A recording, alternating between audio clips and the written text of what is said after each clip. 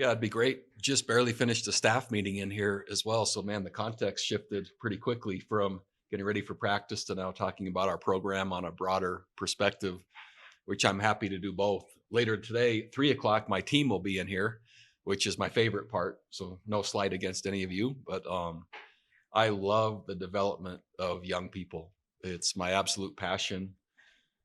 And I get to do it through really good football, which is super fun. That's been my career's work and my life's work. I think some in the industry, uh, they love the football part and they just use the players for that. I would flip the script. I love the development of young people. I use football for that part. That doesn't mean just any type of football. Winning absolutely matters. Championships are fun and are expected. But I also love a style of play that reflects effort and grit and resilience and camaraderie and a culture that's formidable and something that when you witness it, you sense that's being played differently. So it's not only what we do, but it's how it's being done that resonates. I've always admired this valley, the type of people that are here. Wow, to settle the valley, strong, tough, resilient, independent.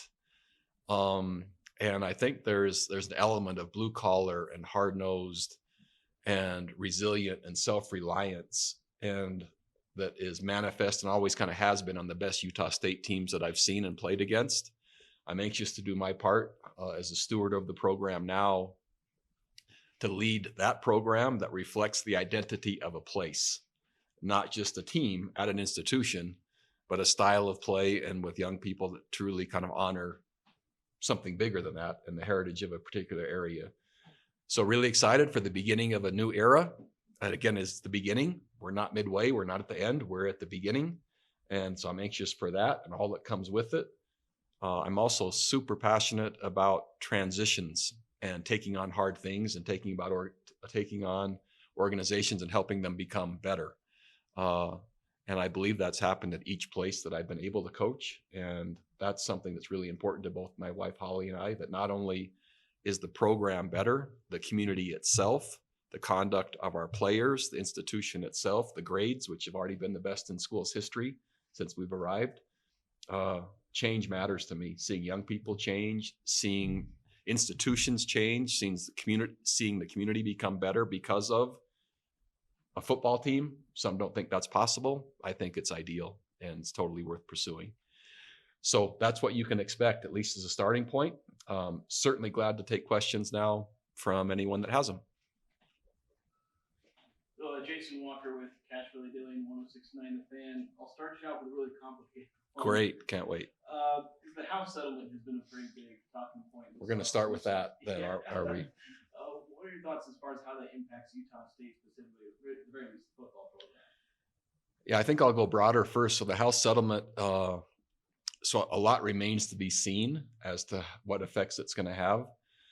Certainly something needed to happen, meaning that the past few years with the collectives being the primary funding source for student athletes that are playing the game, which was once illegal to pay young men to play.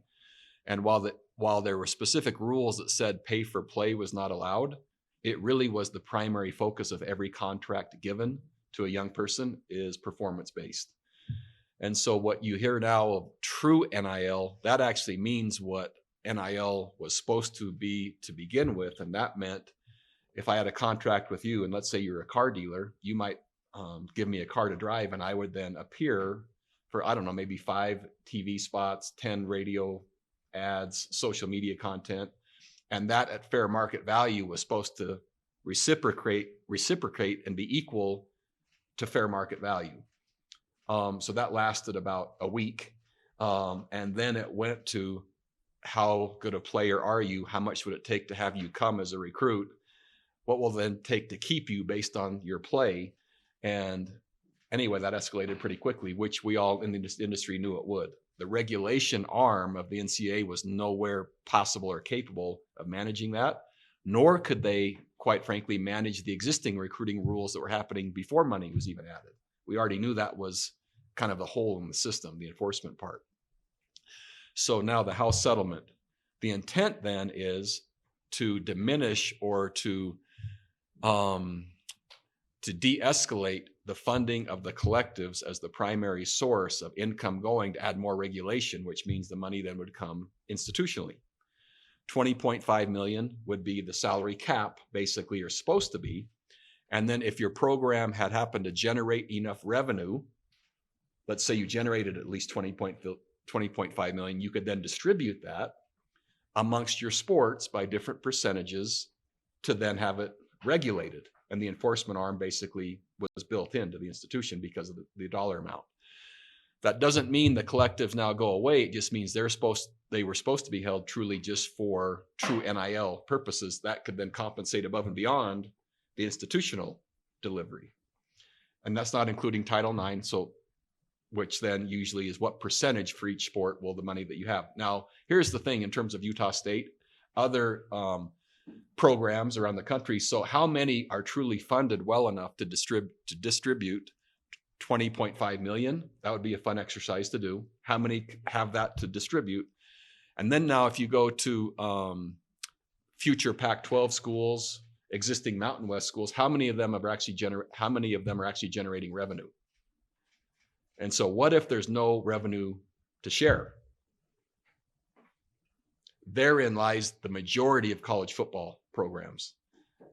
With no revenue to share, the House settlement simply means you have a roster size now diminished to 105. DSAs can add a little bit more. The same donors that were giving to the collective now have a chance to basically donate to the university in a specific sport fund, which can be distributed that way. It just now is coming from a different source. But until institutions, including Utah State, find additional ways to generate revenue above and beyond what the existing funding sources are, then really the House settlement doesn't have as much effect because it's not really affecting the revenue stream. So interestingly enough, which we already know, college athletics is finance and profit oriented. It is business. TV contracts matter. Most schools that are now changing conference, which we are one of, or that have realigned, have done so primarily for the generation of money, which comes through television, right? Television contracts help. That will have to be subsidized by other revenue generating streams that institutions are all working wildly to generate. At the same time, you've also seen athletic departments cutting support staff. And so here's leaner to generate and have more money available, realignment happening. And then somewhere, originally contracts, there's something called NIL Go now. This is a long answer to your question, isn't it? I'm going to keep going though, and you can sound bite it out. But really, NIL Go is now charged with the idea of when contracts are submitted for a student athlete through a collective, is it for a legitimate business purpose? So many schools around the country had their contracts rejected because they weren't viewed as legitimate business purposes because it was more pay for play. Well, so NIL Go basically said, we're going to not qualify or not pass any of those contracts that come from a collective. And then less than 2 weeks later, rescinded that. And now it is a legitimate business purpose, a collective is.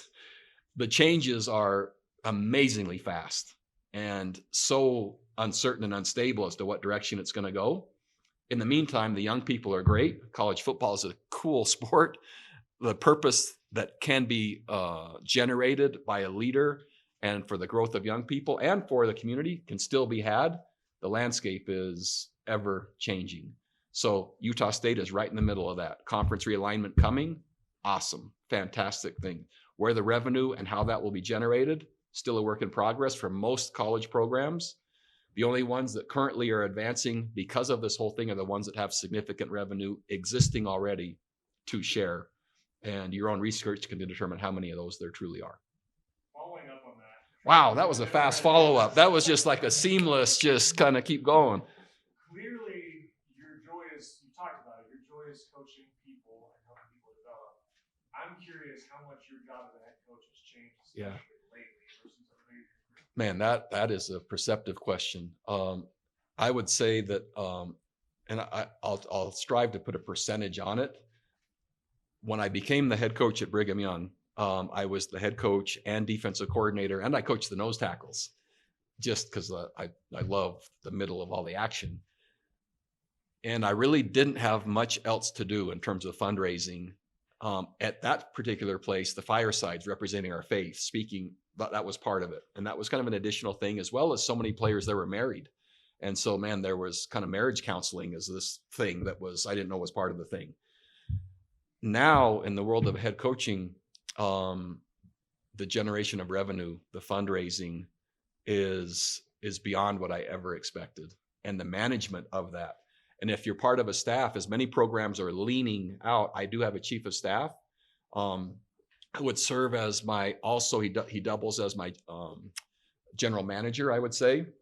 I'm still involved in what the contracts could look like for our players. And so the generation of money, the distribution of money at the same time of coaching the football team, it's disproportionate now to non-football, probably for the first time in my career.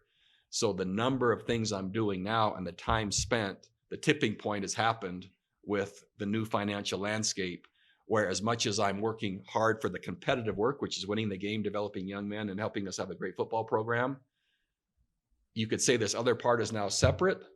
I view it as the competitive enabling work, which is enabling us to do this. But man, is that taking a lot of time, energy, and effort. But it's also necessary. And so the less revenue a school has, the more the head coach takes on multiple hats. And I'm wearing that hat at a high level now. The institution, though, just hired, and you'll have to look up the name specifically, either director of NIL strategy or something like that, which is a huge benefit to the athletic department. So that's going to help. But my time specifically, I've never spent this much time in my career in relation to what revenue streams look like. Another big picture question about your job. I know when you got hired, you talked about expectations and the matching that with the commitment from the university. Now that the AD and president that hired you, I'm taking. You think that was personal? Do you think it was just like? Do you think I ran him off? I just feel like, do you feel like there's still that commitment and the expectation matching for you, even with the change? So that the quick answer is yes. Man, I've really enjoyed visiting and my interactions with our current president, President Smith, and that's just been a joy. What's also been really fun, I just met Sandy Barber yesterday, who's kind of serving as the interim while the athletic director search goes on. And just, wow, the experience, and having been at Notre Dame and Cal and et cetera, right? And so much fun just to have points of reference, and for someone that connects really quickly, that reflected to me, like her interim hire reflected to me the continuation of the direction we're already going. And so I'm really excited. The commitment to the Pac-12, the interim AD hire, the trajectory and the momentum to keep all that going, I haven't seen one sign yet that reflects anything other than we might be more committed now than even when I was hired. And so while the president has changed, the athletic director has changed, what I've seen, the decisions in the meantime have reflected doubling down on the direction rather than stepping away from the direction. Coach Janimal, Hey. Andrea Urban with Fox 13. Hello. Hi. I want to ask you about the guys that stuck around for this new era of Utah State football. Bryson Barnes, Ike Larson, just to name a few. What stands out to you about those guys that you wanted to, because you also had to keep them around in your program as well as them staying. So tell me about that mutual coach-athlete partnership there. Yeah, really a new era. And I mentioned at media days, and Doug has helped me clarify this a little bit just last night. So we've added 87 new players to our roster. What I didn't clarify in Las Vegas is 17 are on missions. So 70 right now, 17 will enter at some point. Still, that's a lot. So the players that did remain, I think it's partly indicative of a coaching change where there's that few, but also when players play well, and Ike has played well at Utah State, Bryson has played well as an experienced player, it becomes more impactful when a player stays if they had already played well at their existing place, because quite frankly, the opportunities they have, and I'm talking monetarily, to leave significantly outpace the existing place they are if they played well. And so there has to be something about either the new leader, the new approach, or quite frankly, they just love the place. And I'll let each one of them speak for themselves.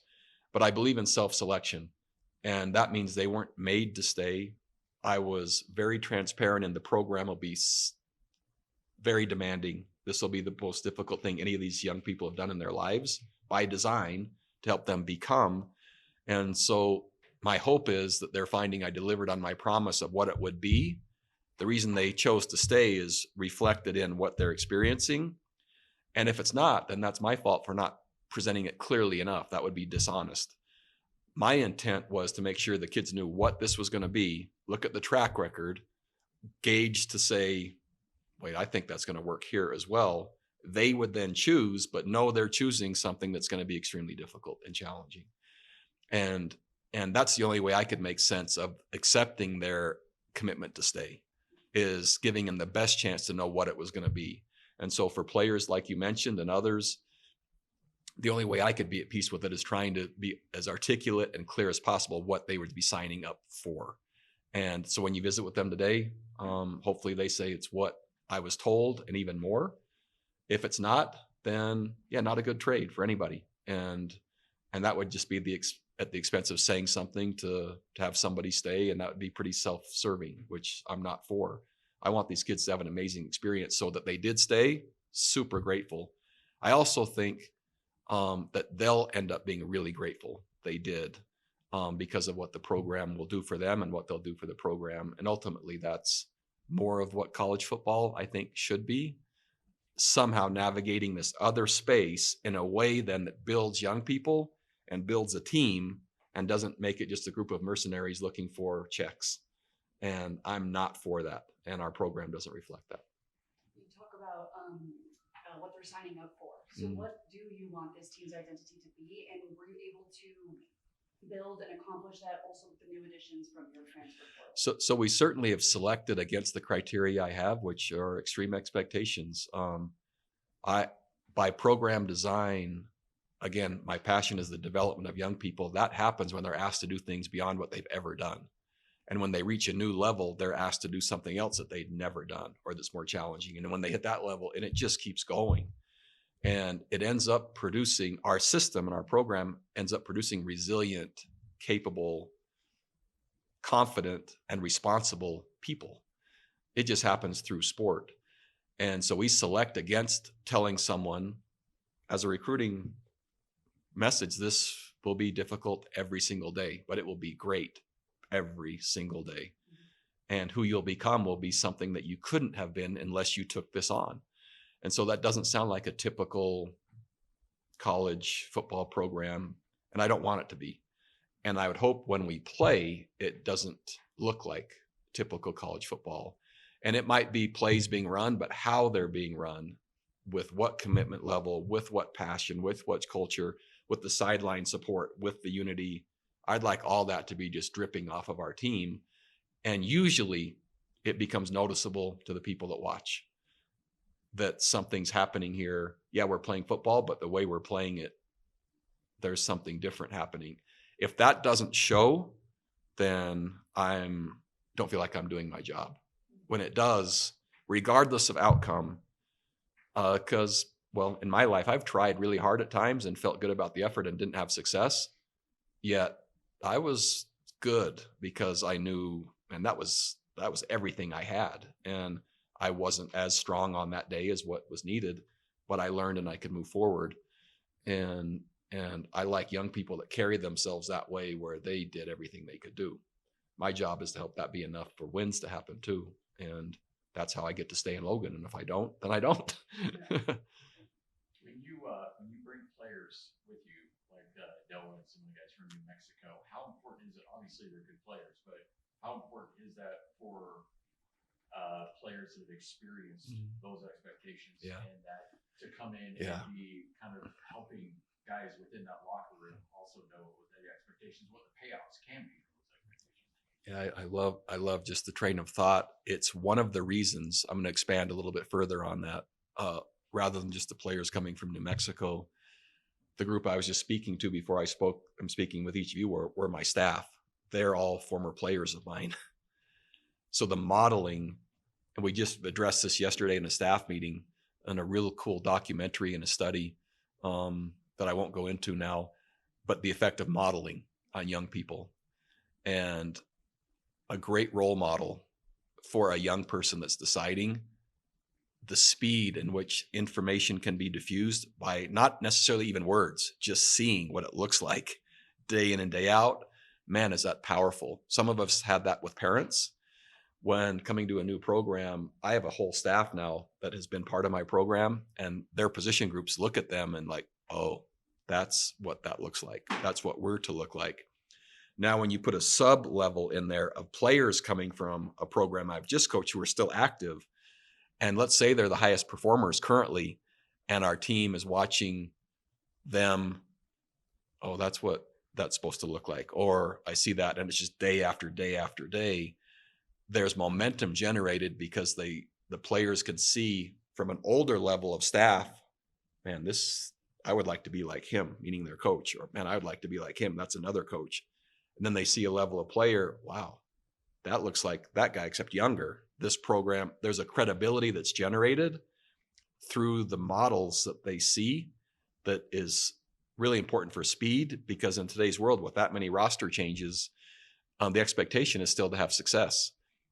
It accelerates the speed, but if anything else, it creates alignment and a motive to where they're not wondering if it's going to work. They're seeing, oh, that this works, not only in the individual and who they're becoming, but quite frankly, and usually the number of wins at an institution, it manifests.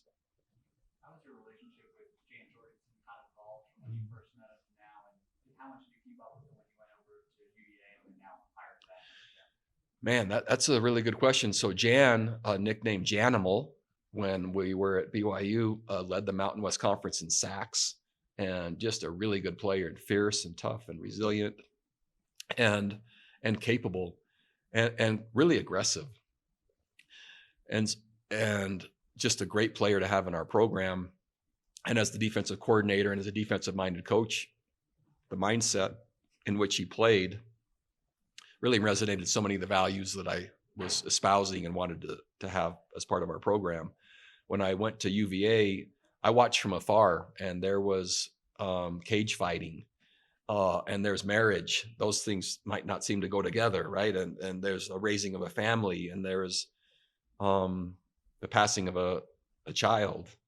And a former coach of mine was working there at the time and giving me kind of narratives on who he was becoming through all of that. And so, yes, I was watching from afar and paying attention. And then when having a chance, as I re-entered football at the University of New Mexico, I had followed enough, thought enough, not only before as a player, but during and watching who he was becoming, that I thought that would be a great mentor / role model for the next generation to see. And when you put the fighting with the playing and the parenting and the loss and the maturity, I was just, man, a young person would be lucky to be in that meeting room if he was their position coach. And so the competency was there for sure. So that box was checked. But also the compassion box was checked, which is interesting because of how aggressive and how the physical presence at the same time. So it's this imposing package physically with all these cool other traits of integrity and substance blended in there. And our players are the ones that benefit. And I saw that before he was hired at New Mexico, saw that there, and that's why he's now here. Coach Janimal. Oh, sorry. Jason Turner from the Herald Journal. Wide receiver room was kind of one of the biggest question marks coming into fall camp. Not a lot of guys with starting experience. So I just wanted to ask you, how did that room come along during spring camp, and who really asserted themselves heading into the fall camp? Yeah. Part of inheriting a new program, you assess what the roster looks like as best as possible, as fast as possible, and then you work to select and assess players to address your needs. And that position certainly was one of them. And wow, we've done a nice job. Meaning that the players we've added um, have done a lot of times in the recruiting process, especially in a transition and especially under a tight time frame. A lot of that time or a lot of those circumstances usually lead to inaccuracy or not enough depth to truly have gone deep enough to know what you're going to get. And so, anyway, we added a young man with the last name of Pagan, right, from UCLA. And wow, as he performed at a really high level. We added a young man with the last name of Boyd, right, and he's coming from another Division I program, and he's performed at a really high level. Demeek Starling played for me at Virginia. Who would have guessed that he'd still have eligibility, right? Went to another school, and now he's here, but a different version and an older, more mature version, but chose this program twice. He's done a really nice job. Then Corey Thompson from UNLV, currently battling a shoulder injury. But I guess my point is, when we went for experience to address the lack of starters, I believe we went 4 for 4, not only on the quality of player, but the type of person. And that's really helpful. We've also added high school players to the existing players that were already on the roster, which I like, the existing players in the room, but added 2 freshman receivers as well.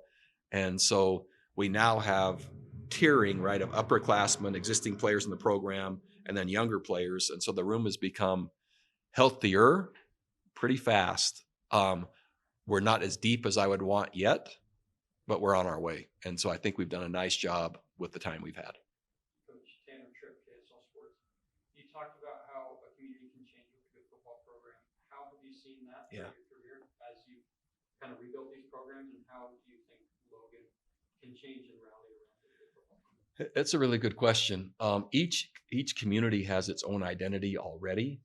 And I think what a great football program does is just highlight and accelerate that existing direction. And sometimes it could ignite past values that maybe were there but have just become dormant. Other times it's a celebration of the identity of the place. And so I don't know if you take programs, or it could represent a faith, right? So I've been part of that at BYU, a good football program. People walk into church a little happier on Sunday. Now, that doesn't mean it should be, right? But is that the case? I've watched it. And how could that be? It's football. And how should that tie? But it kind of does, because it represents, at least there, right? If you were to say, I don't know if you've ever been to in North Dakota, at North Dakota State, and just say, man, does good football matter there? Absolutely. I guess my point would be, in Albuquerque, New Mexico, Washington State comes in as a top 20 team. New Mexico hadn't beaten one of those teams in 80 years. I saw people in the stands, literally they're crying, former players that I'd coached the first time, and they're wearing their Letterman's jacket, right? But it's not, I mean, they're wearing it like, and they're just different in Albuquerque because of a success. If the program is aligned and worked to align itself with a community, then it reflects, which highlights the existing cool values already. Logan, I think Holly and I, we knew we would like it here after being here before, raised in the state, playing games here. Man, called lots of names here for sure as a former coach of a different place. But the community itself, we always thought, man, how come we're not there? That would be a great place. Total underestimation on our part. This is a magical place. And the value, the people and the values, I just think with the coach in a program that's trying to reflect those values through a game, and certainly it will take success. I'm responsible for that. But when that comes together, it's just, I think the identity is enhanced, the community is tighter, and everyone just is a little happier that they get to live here. And it's one other cool thing that represents this community. And so I've just seen it reflect, I think, maybe the mindset, but also, this is probably too strong a statement, but to some extent the well-being, right, of a community is like based on outcome, which is, you shouldn't think, we wouldn't think would be possible, but I watched it. And when you start seeing all the businesses flying the colors of their team, not only for football, basketball, other sports, softball, soccer, there starts to be the sports programs at Utah State are actually part of and embedded, and it kind of isn't now separate. It's like one thing. And I think we're still a ways from that, but I've seen it before here and anxious to relink if possible. Time for one last question. One last question. After Graham from the Action, I'm curious here, you've not given out the numbers yet. How do you assign those? Is that done in a batch all at once, or do you do that individually? Yeah, it's not done in a batch. We actually have a system. It's more like the NFL draft where it's in rounds. And so, but I wait as long as possible to be as accurate as possible. So the team will vote on team leaders here as they get ready to come back for fall camp. And there's been a pseudo structure of that going through the summer where when the coaches aren't here, team or position group leaders are running the meetings for their teammates that are part of the optional and voluntary structure that happens in July. Anyway, when the team comes back, we formalize that structure. Each position group votes for basically a leader at that position group. We call that, for lack of a better name, the Leadership Council.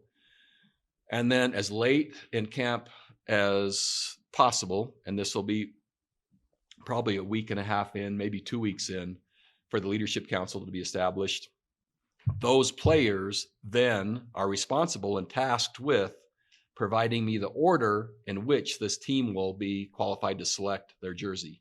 They don't select their number, but they select who has earned the right to pick first. That player then can go up on that draft night. There's usually 2, maybe 3 during fall camp. And in front of the entire team, all the jerseys will be lined up.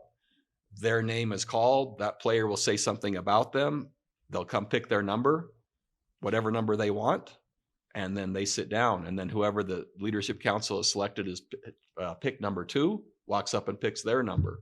And so it's in descending order based on the values of our program and the leaders of our team. I don't pick them.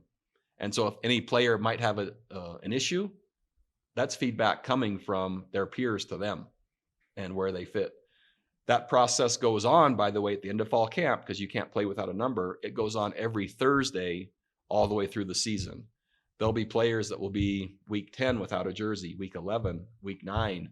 That process keeps going until our leadership on our team feels like they're qualified. And qualified represents a lot of different areas. It's not only how they play, right? It's their commitment to our team. It's social conduct. It's academics. It's all the values of our program. And so it's a huge honor to get to select.